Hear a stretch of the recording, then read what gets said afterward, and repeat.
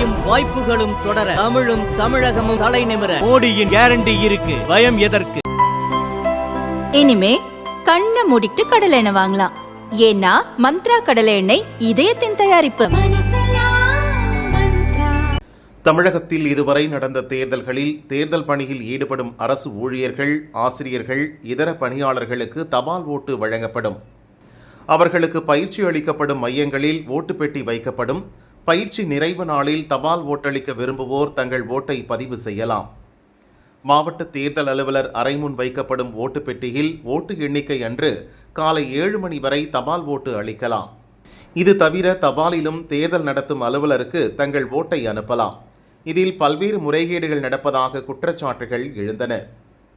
சில அரசியல் கட்சியினர் தபால் ஓட்டளிப்போரை சந்தித்து தங்கள் கட்சிக்கு ஓட்டளிக்க செய்து அதை மொத்தமாக ஓட்டு பெட்டியில் சேர்ப்பதை வழக்கமாக கொண்டிருந்தனர். இதன் மூலம் எத்தனை தபால் ஓட்டுகள் தங்களுக்கு சாதகமாக வந்துள்ளது என்பதை அவர்கள் அறிந்து கொள்ள முடிந்தது.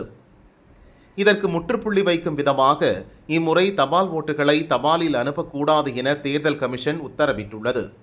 தமிழகத்தில் தபால் ஓட்டளிப்போர் அவர்கள் பயிற்சி பெறும் மையங்களில் 16ஆம் தேதி ஓட்டளிக்க அறிவுறுத்தப்பட்டுள்ளது. அந்த ஓட்டுகளில் பிற மாவட்டங்களுக்கு அனுப்ப வேண்டிய ஓட்டுகளை ஒரு அலுவலர் உரிய போலீஸ் பாதுகாப்புடன் 17ஆம் தேதி திருச்சி எடுத்து செல்வார். இதுபோன்று ஒவ்வொரு அலுவலரும் தங்கள் மாவட்டத்தில் இருந்து ஓட்டுகளை எடுத்துக்கொண்டு திருச்சி செல்வர். அங்கு பிற மாவட்டங்களுக்குரிய ஓட்டுகளை வழங்கிவிட்டு தங்கள் மாவட்டத்திற்குரிய ஓட்டுகளை பெற்று வருவர். தபால் ஓட்டளிப்போர் தங்கள் ஓட்டுகளை பயிற்சி மையங்களில் பதிவு செய்வதாலும் தபால் ஓட்டை வெளியில் எடுத்துச் செல்ல முடியாததாலும் அரசியல் கட்சியினர் யாரையும் நிர்பந்தம் செய்ய முடியாத நிலை ஏற்பட்டுள்ளது. இராணுவம் உள்ளிட்ட பாதுகாப்பு பணியில் இருப்போர் மட்டும் தபால் ஓட்டை அனுப்ப அனுமதி அளிக்கப்பட்டுள்ளது.